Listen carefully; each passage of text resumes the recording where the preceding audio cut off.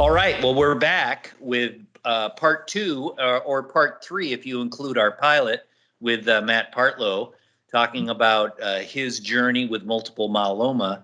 Matt, in part one, we talked about the unfortunate circumstance of your multiple myeloma returning.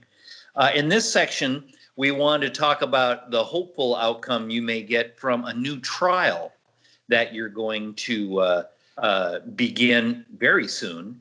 So why don't you tell us about BITE and tell us, what that experience is going to be like and what you expect. Okay. First of all, BITE is an acronym, and please don't ask me to say the words. But there's like lots of consonants and vowels. Yeah, right. So bear with me.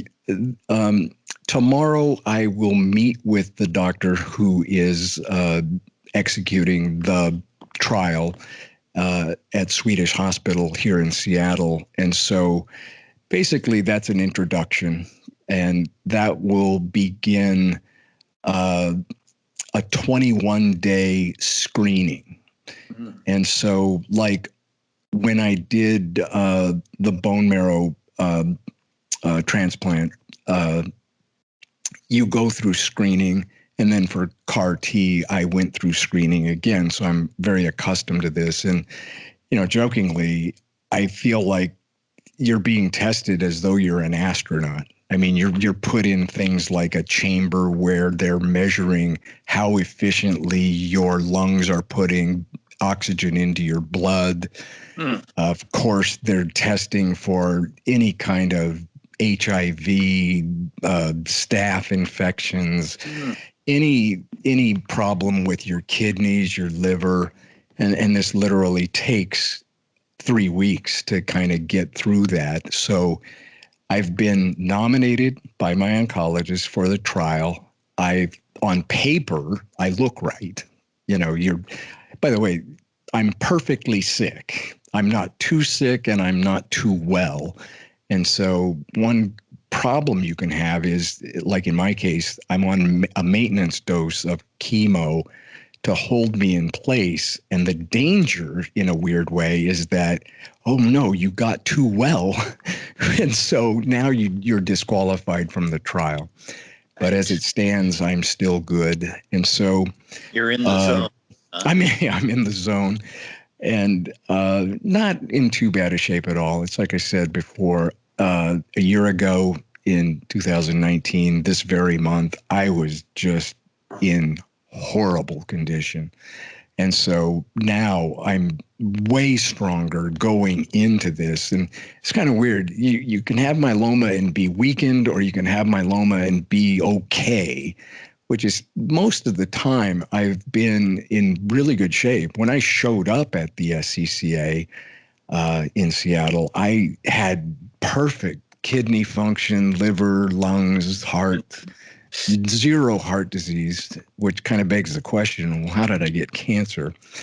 But back to the screening, it's one of those deals where you may have this disease that, of course, can kill you.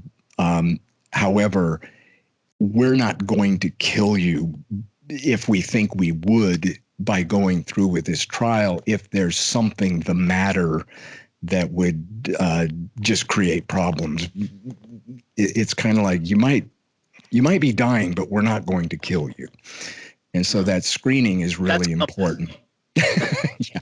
Well, the thing is you could be disqualified from the trial on day 21. So you're looking to start on day 0. And in this particular case, we're talking about a couple of agents. And this is fascinating to me because, and again, I'm very optimistic because I've learned and internalized fairly well how well doctors now understand myeloma. They've done DNA testing. They have electron microscopes. They know the proteins that are on the outside of the cell itself, which are markers you can target. Right. And so what this is it will, this agent will bind to my T cells and will on the other side bind to a cancer cell. And so the fascinating part is that, as I understand it, if my T cell came in contact with a cancer cell, it would kill it. But my particular T cells won't do that on their own. So I've kind of jokingly said, so it's like a seeing eye dog. It's kind of like, hey, T cell, I'm latching onto you. Now come with me. And here's the cancer cell. Kill it. And it will. But only if it bumps into it. Well, it binds to it. Binds to it. Right. So you have this binding happening on both sides. And again, like I said in our pilot episode, I'm not a doctor, but you really do yourself a favor to try to understand this stuff as well as you possibly can. Of and course. I'm positive I'm oversimplifying this by 100-fold. But you're a pretty technical guy, Matt, and you tend to want to understand things at a lower level. So my guess is that you're capturing the essence of it.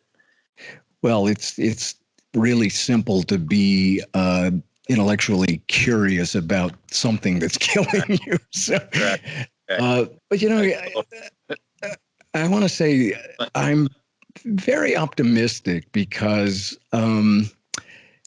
I've been on chemo trials and then the CAR T trial. So this will be my 4th trial in the last 2 years, and that goes back to April of 2018 when my oncologist said, we're in trouble, which, by the way, means we're out of FDA approved things to do.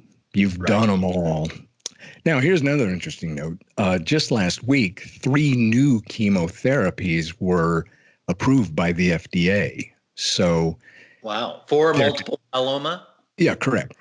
Yeah. Wow. So that's kind of a fallback. In fact, one trial that my oncologist talked about was trying these more, I guess you'd call it traditional chemotherapies on people who have done CAR T, because there are different chemotherapies, but that they have similarities such that if the one version of a type of chemotherapy stops working, the other one's probably not going to work either. Right. So in this case, we'd be looking at, as I understand it, new approaches. And really, when you talk about chemo, you're talking about agents that just kill cancer cells faster than they kill healthy cells. Right. Whereas in the immunotherapy, and by the way, the study that I'm going to go in and try to qualify for is under the heading immunotherapy, in that it's coming from the angle of helping my immune system fight the cancer versus just this kind of independent poison, if you will, that's just it's not doing anything relative to my immune system. It's just capable of killing cancer cells faster than healthy cells, is the oversimplification, right? In my mind's eye. So I'm going to learn a lot. This will take place. So if you'll go and see this doctor tomorrow, and then how soon would you start the trial? The following. Well, no, I go through a 21-day screening. A screening first. Okay. Yeah. So literally in the documents I've read, they've set aside 3 weeks for screening because there's a lot of tests. Basically, I've gone from retired back to work, so to speak. CAR T basically gave me, a year of a break. It's kind of like a vacation from chemotherapy, which is really very helpful. Right. It's kind of helps you get back on your feet. Right. And so again, I think what's remarkable, I would look at these trials as bridges, and we're trying to find something that bridges me to the next stepping stone that hopefully gives me enough time to get to a treatment, or what would be amazing is a cure. Right. But I think most probably for me, it'll be a series of treatments that are actually now working where chemotherapy left off. Okay. And I think in the Okay. future, like I said in our pilot episode, you know, immunotherapy will be the future. I think chemo is going to die out. Right. It sure seems promising. So, and then once the screening's done, how long will the trial probably last? How long will you be in that trial? Well, the overall trial is 4 years. And But I so mean, the first dose of treatment, I mean, how is that just like one or two infusions as such, or? no, this will be ongoing treatment. I And see. I part see. of what we're trying to figure out, I say we, is dosage. You know, how much can you tolerate? Where do you have such a high dose that you end up with a type of toxicity that we talked about in the Right. pilot episode, where now your body's dealing with millions, probably billions of cells that have died, and that can be toxic and fatal. So now what we have to figure out is the difference between the trial and who's paying for what and ongoing treatment for cancer and insurance and that gray area. And so we can probably circle back to that in another conversation. Yeah, well, what we can do is in our next discussion, why don't we focus on that? Why don't we talk about Okay. what the insurance implications are, especially as it relates to trials, and who pays for what, and what do you as a patient, how do you navigate all that? Yeah, I think that would be a good conversation to have because you're kind of on your own. So Yeah, let's circle well, back to that. hopefully it'll be an informative discussion. So thanks, Matt, and we'll in episode 3 we'll talk about insurance. Thanks very much. Okay. Thank you.